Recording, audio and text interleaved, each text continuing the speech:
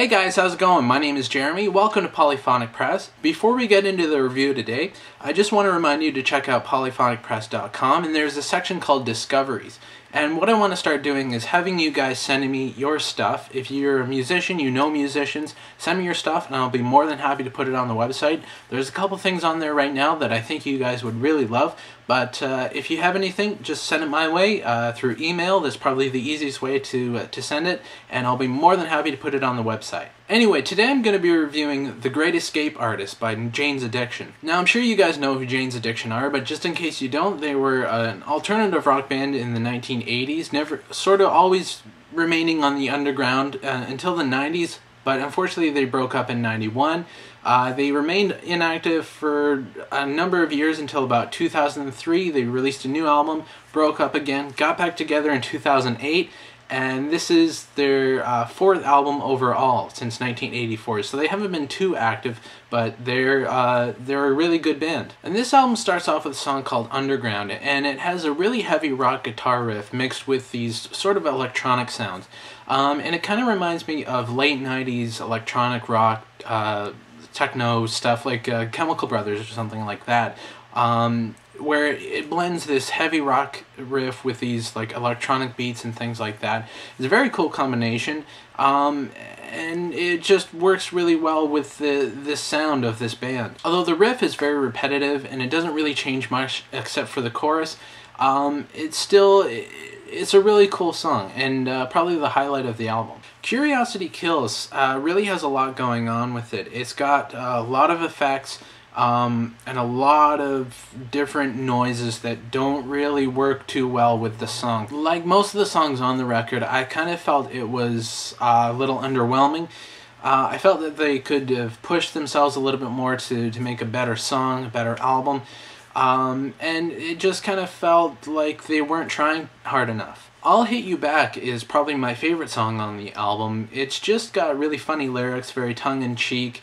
But again, there's that vocal performance that just has a lot of effects on it, but doesn't really connect with the audience. The lyrics are very funny, and I felt it would have been better if they just left the vocals alone, maybe a little bit of reverb or something, but just leave it alone and let the song speak for itself. Ultimate Reason kind of changes things up a little bit with the more straightforward rock song.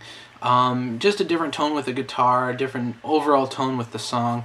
But again, it has those processed vocals that are sort of just make the song, that take the human element out of the song. It's a bit more of a hard rocker, and it's probably another highlight for me on the album. But yeah, again, with the vocals, it doesn't connect with me. It doesn't really do much for me. The album closes with a song called Words Right Out of My Mouth, and it starts off with a sound clip of an interview with Farrell. And then it sort of launches into a full rock song. This song I don't think was a good choice for an album closer. It didn't really feel like the album closed off with any resolve or anything like that. I was sort of expecting another song when this one finished. I was surprised that they chose this song as the album closer. It just sort of left things open. Whether they're going to do another album, like a part 2, to this, I don't know. Maybe that's what they were going for, but to me it didn't really tie anything up. So I just didn't feel like this was a good choice to close the album. Production wise, this album is actually very well done. Everything's very clear, everything comes in, it's very well mixed, lots of effects going on, but you know, which I didn't really care for, but other than that, it's very well mixed, and they did a good job on the production. Like I said before, I just felt that there was a disconnect between the songs and the audience, and that was probably because the vocals were so processed that it just sort of took the human element away from it. So I think that was sort of lacking in the album a little bit.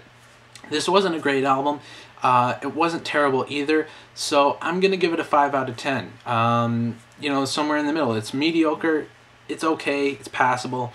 So that's what I thought about the album. Let me know what you guys think in the comments or with a video response. Don't forget to check out the Twitter and Facebook pages. Links are in the description, as well as the website polyphonicpress.com. And if you'd like me to review an album, let me know in the comments or with a private message or with an email, however you can get in touch with me. And I guess that's about it. I'll see you guys on Monday. Take care.